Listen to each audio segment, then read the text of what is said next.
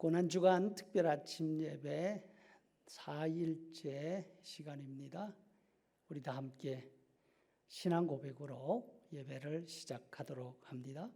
나는 전능하신 아버지 하나님 천지의 창조주를 믿습니다.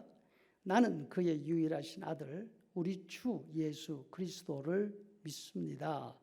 그는 성령으로 잉태되어 통정녀 마리아에게서 나시고 본디오 빌라도에게 고난을 받아 십자가에 못 박혀 죽으시고 장사된 지 사흘 만에 죽은 자 가운데서 다시 살아나셨으며 하늘에 오르시어 전능하신 아버지 하나님 우편에 앉아 계시다가 거기로부터 살아있는 자와 죽은 자를 심판하러 오십니다.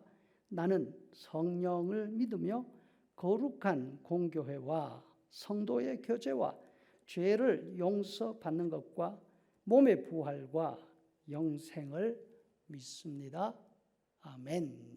함께 읽은 하나님 말씀 로마서 1장 3절 4절 말씀. 그의 아들에 관하여 말하면 육신으로는 다윗의 혈통에서 나셨고 성결의 영으로는 죽은 자들 가운데서 부활하사 능력으로 하나님의 아들로 선포되셨으니 곧 우리 주 예수 그리스도시니라. 아멘. 여러분, 주기도문 그리고 사도신경은 영험 있다 하는 주문이 아닙니다. 사람들과 이야기를 나누다 보면 이런 말을 자주 듣습니다. 마음이 복잡하고 걱정이 많아서 잠이 오지 않을 때 주기도문을 반복해서 오면 마음이 편안해집니다. 정말 주기도에는 힘이 있나 봐요. 또 어떤 분들은 두렵고 무서운 생각이 들 때마다 성경을 베고 자면 잠을 잘 잘 수 있다. 그런 이야기를 하기도 합니다. 그럴 수 있습니다. 마음이 복잡할 때 무엇인가 집중하면 복잡한 심령이 내려갑니다. 또 좀 두꺼운 성경책은 그 높이가 베고 자기에 딱 알맞습니다. 젊을 때 학생들과 함께 수련회를 가면 참 피곤합니다. 짬을 내서 잠깐 눈을 붙일 때 성경을 베고 자면 딱 좋습니다.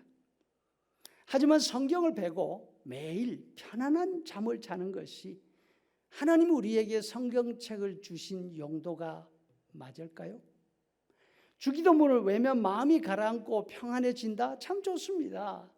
하지만 예수님이 주기도를 가르쳐 주신 원래 목적이 마음이 불편할 때 그것을 10번이고 20번이고 외면서 마음을 정리하라. 여기에 있었을까요? 성경책은 펴서 읽고 그 의미를 깨달을 때 유용합니다. 주기도문은 그 내용을 따라 하나님께 기도할 때에 유용한 것입니다. 예수님이 말씀하셨습니다. 마태복음 6장 7절 너는 기도할 때 이방인과 같이 중언부언하지 말라. 그들은 말을 많이 하여야 들으실 줄 생각하느니라. 너희는 그들을 본받지 말라. 바울 사도께서 방언 기도에 관해서도 말씀하십니다. 고린도전서 14장 18절 내가 너희 모든 사람보다 방언을 더 말함으로 하나님께 감사하노라. 그러나 깨닫는 마음으로 5마디 말을 하는 것이 1만마디 방언으로 말하는 것보다 나으니라. 방언은 하나님이 주신 은사이고 신령한 선물 맞습니다. 하지만 그 의미를 알지 못하고 사용하면 아무리 잘하고 많은 방언을 한다 하더라도 5마디의 뜻을 알고 하는 말이 더 유용하다 하는 말씀이죠. 그러다 보니 감사합니다. 딱 5마디죠. 어쩌면 다른 말이 더 필요 없을지도 모르겠습니다. 하나님께 기도할 때이든지 다른 사람들과 대화할 때이든지 진심을 실어서 감사 합니다. 이 5마디를 한다면 하는 사람이나 듣는 사람에게 다 유익이 되지 않을까 합니다. 주기도문과 사도신경은 우리 신앙의 고백입니다. 신통력 있는 주문이 아니라는 말씀입니다. 주기도문과 사도신경을 말할 때 꼭 기억하면 좋겠습니다. 그래서 정신을 똑바로 차리고 한마디 한마디에 마음을 싣고 그 의미를 곱씹어가면서 큰 소리로 말할 수 있기를 바랍니다. 그렇게 할 때에 하나님을 생각하게 되고 하나님께 대한 믿음이 더 단단해지고 어떤 환경에 있든지 담대한 신자들이 될 수 있습니다. 우리가 살아가는 세상 만만하지 않습니다. 사람들은 이 만만하지 않은 세상을 살아가면서 그래도 세상은 살만하다 이런 생각을 하는 것 같습니다. 곰곰이 따져보면 그 이유가 이 2가지가 아닌가 생각이 됩니다. 첫째는 세상이 공평하다고 믿고 있기 때문입니다. 정직이 최선의 방책이다. 결국에는 진실이 드러나고 진리가 승리하게 되어 있어. 이 말이 많은 사람들에게 위로를 주고 용기를 줍니다. 맞습니다. 그런데 세상이 공평하다고 하는 이 믿음이 정말 이 세상에 그대로 이루어지고 있습니까? 그렇다면 얼마나 좋겠습니까? 우리 눈에 보이는 현실은 너무나 다릅니다. 무엇보다도 우리가 지금 생각하고 있는 사도신경, 특별히 그 가운데서도 예수님의 삶에 관한 내용을 살펴보면 세상은 절대로 공평하지 않습니다. 예수님은 세상 구원의 목적을 가지고 이 땅에 오신 하나님의 아들이십니다. 최선을 다해서 사셨습니다. 성경은 예수님의 삶에 관해서 이렇게 말씀하십니다. 베드로전서 2장 22절 그는 죄를 범하지 아니하시고 그 입에 거짓도 없으셨다. 그럼에도 불구하고 예수님은 본디오 빌라도에게 고난을 받으셨고 십자가에 못 박혀 죽으셨지 않습니까? 법정에서 3차례나 사형 선고를 받으시고 그날로 십자가에 달려 죽으셨습니다. 성경은 이것이 바로 우리가 살아가는 세상의 모습이라고 말씀하십니다. 그 내용이 우리가 늘 고백하는 신앙 고백 속에 분명하게 들어 있습니다. 조금만 생각한다면 우리는 신앙 고백할 때마다 이게 세상이구나 하면서 세상의 진짜 모습을 발견하게 됩니다. 그래서 이런 세상을 어떻게 살아야 하나, 이런 세상 살 가치가 있는가 고민할 수밖에 없습니다. 둘째는 힘이 있으면 세상 이길 수 있다고 믿고 있기 때문입니다. 하지만 이런 생각도 허상입니다. 힘으로 세상을 이기려면 한순간도 빼지 않고 늘 정상 꼭대기에 있어야 하지 않겠습니까? 우리에게는 이런 힘 없습니다. 다만 나는 할 수 있어 라는 망상 속에 빠져 있을 뿐입니다. 이런 망상 속에 사는 사람을 누구와 같다고 합니까? 돈키호테라고 하지요. 그렇다면 공평하지도 않고 우리 힘으로 어떻게 할 수 없는 이 세상을 어떻게 하면 잘 살 수 있을까요? 지레 포기하고 바람 부는 대로 물결 흐르는 대로 따라가는 것이 오히려 더 편하지 않을까요?